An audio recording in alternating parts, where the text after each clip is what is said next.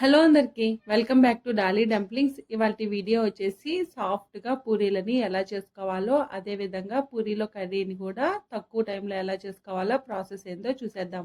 చేసే ప్రతి పూరి పొంగుతూ సాఫ్ట్గా చాలా బాగా వస్తాయండి. ఇప్పుడు ఈ పూరీలని ఎలా చేసుకోవాలో ప్రాసెస్ ఏందో చూసేద్దాము. దీనికోసం ముందుగా నేను ఇక్కడ ఒక మిక్సింగ్ బౌల్ని తీసుకొని ఇందులో 1.5 కప్పు గోధుమ పిండిని వేసుకోవాలి. నేను ఇక్కడ పూరీలు గోధుమ పిండితో చేస్తున్నానండి. మీకు కావాలంటే మైదాతో కూడా చేసుకోవచ్చు. ఇప్పుడు ఇందులో 1.5 టేబుల్ స్పూన్ వరకు ఉప్మా రవ్వని వేసుకోవాలి. దీన్నే బొంబాయి రవ్వ అని కూడా అంటారండి. ఇప్పుడు ఇందులో 1/2 టేబుల్ స్పూన్ సాల్ట్, అలాగే 1 టేబుల్ స్పూను పంచదారని వేసుకోవాలి. ఈ పంచదారని వేసుకోవడం వల్ల పూరీలు అనేది ఎర్రగా కాలుతాయండి. ఇప్పుడు వీటన్నిటిని బాగా కలిసేలాగా కలుపుకోవాలి. ఇలా కలుపుకున్న తర్వాత ఇప్పుడు ఇందులో 2 టేబుల్ స్పూన్లు ఆయిల్ వేసుకొని ఈ ఆయిల్ కూడా ఈ పిండికి కలిసేలాగా బాగా మిక్స్ చేసుకోవాలి. ఇలా పిండి మొత్తాన్ని కలుపుకున్న తర్వాత ఇప్పుడు ఇందులో కొద్దిగా వాటర్ని యాడ్ చేసుకుంటూ ఈ పిండిని సాఫ్ట్గా కలుపుకోవాలండి. చపాతీ పిండి కన్నా కాస్త సాఫ్ట్గా కలుపుకోవాలి. అలాగే నీళ్ళని ఒకేసారి వేసుకొని కలుపుకోవద్దు, పిండి లూజ్ అయిపోయే ఛాన్సెస్ ఉంటుంది. నేను తీసుకున్న పిండి క్వాంటిటీకి నాకు ఇక్కడ 1/2 కప్పు కన్నా తక్కువే వాటర్ పట్టాయండి. ఇప్పుడు ఈ పిండి మొత్తాన్ని చూడండి, నేను ఇక్కడ వీడియో క్లిప్లో చూపించే విధంగా బాగా కలుపుకోవాలి. ఇలా కలుపుకున్న తర్వాత ఈ పిండి మీద కాస్త ఆయిల్ని అప్లై చేసుకోవాలి. ఇలా చేయడం వల్ల పిండి ఆరిపోకుండా ఉంటుందండి. ఇప్పుడు మూత పెట్టేసి పక్క పెట్టేసుకొని పూరీలోకి కర్రీని ఎలా ప్రిపేర్ చేసుకోవాలో చూసేద్దాము. దీనికోసం ముందుగా స్టవ్ ఆన్ చేసుకొని ఒక కుక్కర్ గిన్నెని పెట్టుకోవాలి. కుక్కర్లో పూరీ కర్రీని చేసుకోవడం వల్ల చాలా ఈజీగా త్వరగా చేసేసుకోవచ్చండి. ఇప్పుడు ఇందులో 3 టేబుల్ స్పూన్ల వరకు ఆయిల్ వేసుకొని ఆయిల్ వేడైన తర్వాత 1 టేబుల్ స్పూను మినపప్పు, 1 టేబుల్ స్పూన్ పచ్చిశనగపప్పు వేసుకోవాలి. ఇందులోనే 1/2 టేబుల్ స్పూన్ జీలకర్ర, 1 టేబుల్ స్పూన్ ఆవాలు వేసుకొని కాస్త చిటపటలాడిన తర్వాత ఒక పెద్ద సైజు ఆనియన్ని సన్నగా పొడవుగా కట్ చేసి వేసుకోవాలి. ఇందులోనే 3 పచ్చిమిర్చిని చిన్న ముక్కలుగా కట్ చేసి వేసుకోవాలి. ఈ పూరీ కర్రీలో కారం పొడిని ఏమి వేయమండి, ఈ పచ్చిమిర్చి స్పైసే సరిపోతుంది.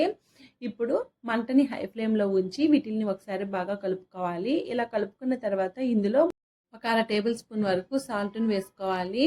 ఈ ఆనియన్స్ని ఎర్రగా వేపుకోకూడదండి. ఆనియన్స్ అనేది కాస్త మగ్గితే సరిపోతుంది. ఇలా బాగా కలుపుకున్న తర్వాత ఇప్పుడు ఇందులో ఒక 1/2 టేబుల్ స్పూను పసుపు వేసుకోవాలి. సాల్ట్ని అయితే ఎక్కువ వేయొద్దండి, మనం పూరీల్లో వేసుకోవడానికి పిండిలో కూడా కలుపుకున్నాం కదా. ఇప్పుడు ఇలా కలుపుకున్న తర్వాత ఇందులో 2 మీడియం సైజు బంగాళాదుంపల్ని పైన ఉన్న పొట్టుని తీసేసి ఇలా చిన్న ముక్కలుగా కట్ చేసి వేసుకోవాలి. నేనైతే ఇక్కడ పచ్చి బంగాళాదుంపల్ని యూజ్ చేస్తున్నానండి. ఇప్పుడు వీటిని కూడా ఒకసారి బాగా కలుపుకోవాలి.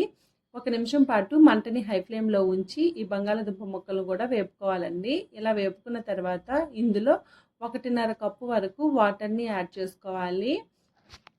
మరి వాటర్ను కూడా ఎక్కువ యాడ్ చేసుకోవద్దండి, కర్రీ అనేది పలచగా అయిపోతుంది. ఇప్పుడు వాటర్ని యాడ్ చేసుకున్న తర్వాత ఒకసారి బాగా కలుపుకోవాలి.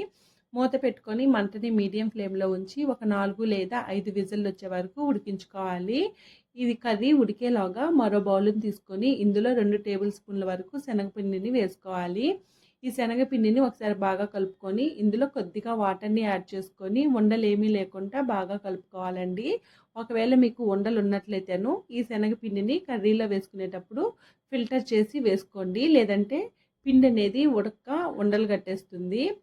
చూడండి, ఈ విధంగా కలుపుకొని దీన్ని పక్క పెట్టేసుకోవాలి. ఇప్పుడు 4 విజిల్లు వచ్చిన తర్వాత మూత తీసుకొని ఈ కర్రీని ఒకసారి బాగా కలుపుకోవాలి. అలాగే బంగాళాదుంప ముక్కలు ఉడికాయో లేదో చెక్ చేసుకోండి. నాకైతే ఇక్కడ 4 విజిల్లకి ఉడికిపోయాయి. ఇప్పుడు స్టవ్ ఆన్ చేసుకొని ఈ మంటని మీడియం ఫ్లేమ్లో ఉంచి మనం మిక్స్ చేసి పెట్టుకున్న శనగపిండి వాటర్ని యాడ్ చేసుకొని ఒక 2-3 నిమిషాల పాటు ఉడికించుకోవాలండి. శనగపిండిని వేసిన తర్వాత ఖచ్చితంగా ఉడికించుకోవాలి 2 లేదా 3 నిమిషాల పాటు, లేదంటే ఈ కర్రీ అనేది పచ్చి వాసన వస్తుంది. ఇలా బాగా కలుపుకున్న తర్వాత ఇందులో సన్నగా కట్ చేసుకున్న కొత్తిమీరని యాడ్ చేసుకోవాలండి. అలాగే ఇందులో మీకు నచ్చితే పోపు వేసుకునేటప్పుడు సన్నగా తరుక్కున్న అల్లం ముక్కలను కూడా వేసుకోవచ్చు. ఇలా బాగా కలుపుకున్న తర్వాత సాల్ట్ సరిపోయిందో లేదో చెక్ చేసుకొని మరో 1 నిమిషం పాటు ఉడికించుకొని స్టవ్ ఆఫ్ చేసేసుకొని సర్వింగ్ బౌల్లోకి తీసుకోవడమేనండి. అంతేనండి, పూరీలో కర్రీ రెడీ అయిపోయింది. ఇప్పుడు పూరీలు ఎలా చేసుకోవాలో చూసేద్దాము. మనం ముందుగా కలిపి పెట్టుకున్న పిండిని మూత తీసుకొని ఒకసారి పిండి మొత్తాన్ని 2 నిమిషాల పాటు బాగా కలుపుకోవాలి. ఇలా కలుపుకున్న తర్వాత ఈ పిండిని కొద్ది కొద్దిగా తీసుకుంటూ పిండిని రౌండ్ బాల్ లాగా చుట్టుకోవాలి. అదేవిధంగా ఈ పిండి మొత్తాన్ని రౌండ్ బాల్ లాగా చుట్టుకోవాలి. మీరు పిండి క్వాంటిటీని మరీ ఎక్కువ తీసుకోవద్దండి. ఇలా అంతా పిండిని రౌండ్ బాల్ లాగా చుట్టుకోవాలి. ఇలా చుట్టుకున్న తర్వాత దీన్ని పక్కకు పెట్టేసుకొని ఇప్పుడు చపాతీలు ఒత్తుకోవడం కోసం చపాతీ రాయిని తీసుకొని దీని మీద కాస్త పొడి పిండిని స్ప్రింకిల్ చేసుకోవాలి. ఇప్పుడు మనం ముందుగా చుట్టు పెట్టుకున్న పిండిని తీసుకొని వేళ్ళతో ట్యాప్ చేసుకొని నేను ఇక్కడ వీడియో క్లిప్లో చూపించే విధంగా పిండిని చపాతీలాగా రుద్దుకోవాలి. చపాతీలాగా మరీ పలచగా రుద్దుకోవద్దండి. కాస్త మందంగా ఉంటేనే ఈ పూరీలు అనేది పొంగుతాయి. చూడండి, పిండిని ఎక్కువ వేసేసుకొని మీరు రోల్ చేసుకుంటే మాత్రం ఆయిల్లో వేసినప్పుడు పూరీల మీద నల్లగా ఈ పిండి అనేది ఫామ్ అవుతుందండి. ఇక్కడ నేను వీడియో క్లిప్లో చూపించేటట్టు అవసరమైతేనే పొడి పిండిని చల్లుకుంటూ పూరీలని ఒత్తుకోవాలి.